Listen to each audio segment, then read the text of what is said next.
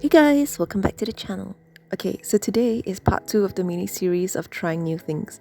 It's a small last minute collab with a few fellow artists. Do check out their links in the channel below.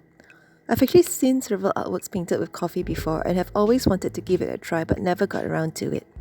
This is my second attempt. It's a lot harder than it looks, especially getting the dark shades. Tried to cheat and snuck in some black paint but it wouldn't blend into the coffee, thus operation failed. I thought it was clever to bring some milk to mix and match the shades, but it barely worked either. It's hard to control the consistency of the liquid, and it was bleeding all over the canvas. If this is what watercolor feels like, I've a newfound respect for watercolor artists. Anyway, I figured no water for the coffee would be easier to get different shades of brown from light to dark. And then I was able to produce this elementary style sketch.